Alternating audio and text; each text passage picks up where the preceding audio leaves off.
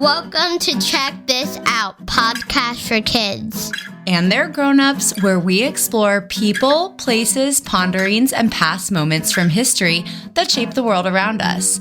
My name is Amy Contreras. And I'm Cece. Today we're trading in our dusty old history textbooks for a vibrant, rhythmic journey to the sunny island of Jamaica.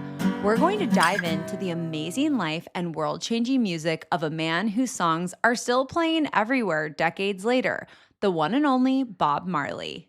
He was the king of reggae. He sure was. So grab a seat, Cece, and tune in because we're about to talk about a true global legend. Let's rewind to the beginning. Bob Marley was born Robert Nesta Marley in a little place called 9 Mile, Jamaica, back in 1945.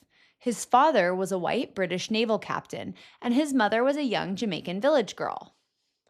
That's two totally different backgrounds. Exactly, Cece. And because of his mixed race, Bob was actually sometimes bullied as a kid. Sometimes he was called the not-so-nice nickname White Boy by some of his neighbors. Aw, that's not cool. No, it's not. But check this out. Bob Marley took that tough experience and turned it into a philosophy. He famously said, "I'm not on the white man's side or the black man's side. I'm on God's side." That idea of unity became the message in his music. So he turned his nickname into a message of peace? Yeah, that's right. That is amazing. It is. Check this out. When Bob Marley was little, some people thought he had powers and thought that he could read palms and predict the future. Whoa, a palm reading singer? Yep. But he stopped reading palms when he was about 7 because he decided his real future was in music. When Bob was a teenager, he moved to a tough but very musical neighborhood in Kingston, Jamaica called Trenchtown. This is where he met his future bandmates, Peter Tosh and Bunny Wailer. They started a group called the Wailers. Wait, a wailer is someone who cries. Did they sing sad songs? That's a great question, Cece. Wailer can mean someone who cries, but it can also mean someone who's powerful and vocal, like a voice for the people. Their songs weren't always sad, but they were often about the hard parts of life in Jamaica, like poverty, but also their songs were full of hope. Their music started out as ska and then changed to slower, rockier sound called rocksteady, but then they finally settled into the sound that we remember Bob Marley and the Wailers for, which is reggae. And reggae has a very distinct one-drop beat to it. It's super catchy and makes you wanna dance. That's right, Cece. Now, they had a record label named after a funny nickname Bob Marley had earned on the streets. It was called Tough Gong. That is weird. Tough Gong sounds funny too. And although it seems funny, because tough and gong isn't a real word. Well, he got that nickname because he was known for being a strong, tough kid who wasn't afraid to stand up for himself. His record label, Tough Gong, is actually still around today. Now, Cece, let's talk about some of Bob Marley and the Wailers' music. Some of Bob Marley's most famous songs include No Woman, No Cry. You know that one. Yeah, I do. People get ready. Yeah, that's also known as One Love. There's Three Little Birds. Oh, I like that video. It's about the wolf and the pig. That's right. We watched a couple of Bob Marley music videos to get ready for this episode. And Three Little Birds is known for its message where he goes, "Don't worry about a thing." And then some of his other famous songs are Redemption Song and Buffalo Soldier. Other popular songs are Could You Be Loved? Is This Love? You're right, Cece. Bob Marley and the Wailers had a lot of hits. There's also Stir It Up and Jamming. And many of his songs became international hits. No Woman, No Cry was his global breakthrough song. Hey, Mom, why did Bob Marley sing about a buffalo soldier?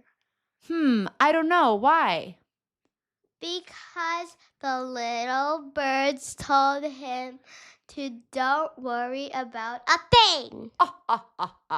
Okay, very good joke, Cece. You've blended his song titles. We get it. No, I didn't. You weren't even laughing for real. Okay, should I laugh for real?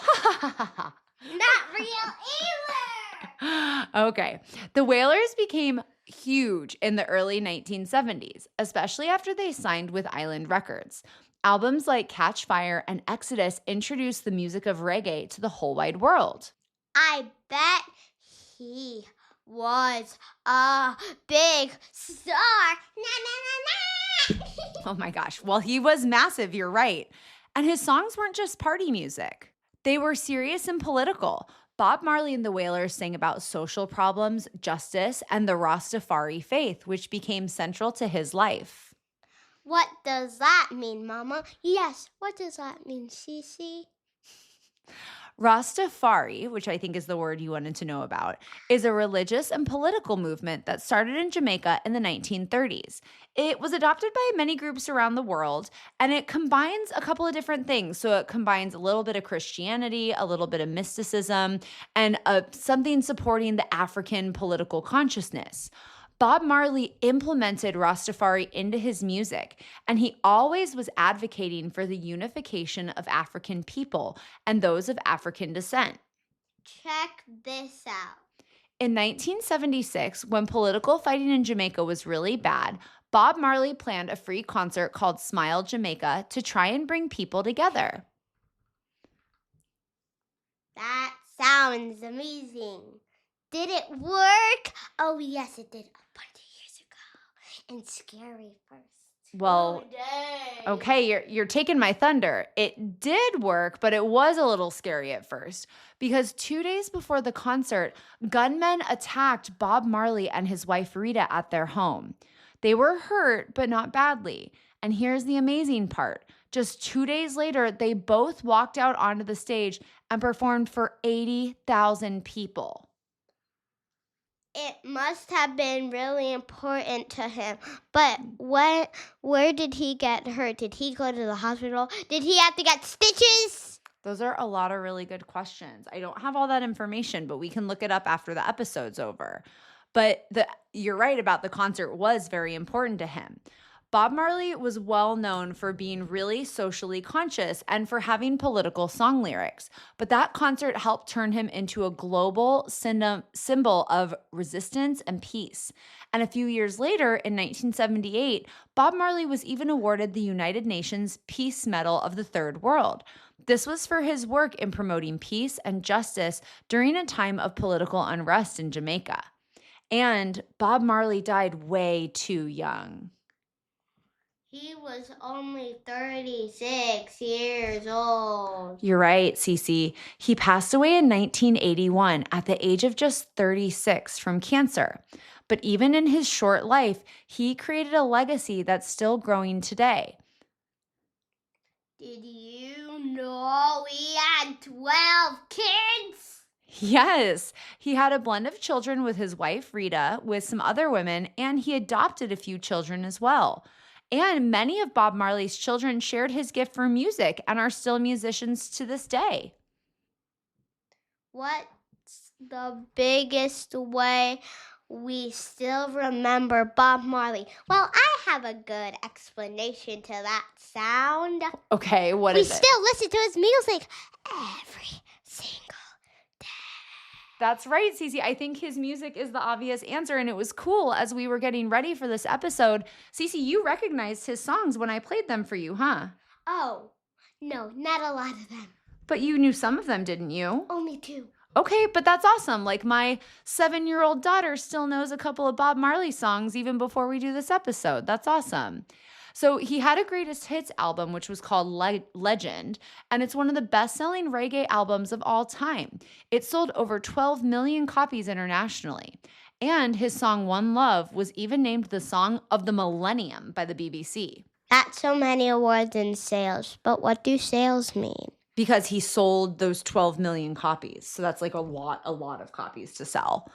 And plus, he won a Grammy Lifetime Achievement Award in 2001. And he was put into the Rock of Roll Hall of Fame in 1994. His impact goes way beyond music, too. His children have carried on his message through their own music, and his family runs lots of businesses like Marley Natural, which is a global brand, Marley Coffee, audio equipment. So do you know what's cool about that? It makes him one of the top earning dead celebrities. So the king of reggae lives on in a way. You bet. His music and the reggae is about peace, love, fighting for what's right, and getting up and standing up for your rights. That's a message that never ever gets old. There was even a movie made about Bob Marley. You're right, Cece. A movie came out just recently in 2024, starring Kingsley Ben-Adir as Bob Marley. Now it's time for our knowledge check. Cece, are you ready? I'll read a statement about Bob Marley and you tell me if it's true or false. Are you ready?